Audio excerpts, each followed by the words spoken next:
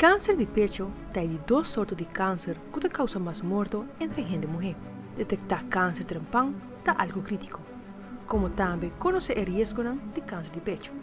Câncer de pecho pode suceder na qualquer idade, mas devido a certo fator, alguma gente e mulher tem chance mais grande de ter câncer de pecho.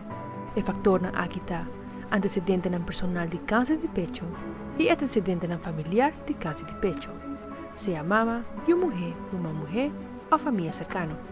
Que hora me se começa a testar para câncer de pecho? É importante para detectar câncer de pecho trempão, já que a hora de detectar câncer de pecho em sua fase inicial, a probabilidade que o tratamento tenha bom resultado está mais grande. A Organização de Câncer a recomendar para o grupo de gente e mulher que tem risco normal de ter câncer de pecho, mas se faz teste clínico ora não faz 40 anos de idade e ora tem 45 anos de idade, mas se faz mamograma cada ano.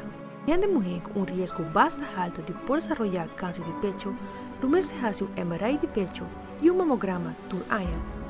Apenas não cumpre 30 anos de idade. E conselho importante para toda gente e mulher, conhecer o pecho para assim vou por nota qualquer cambio e notificar o doutor. Esta foi Fabiola Ángel Hernández para Telenotícia.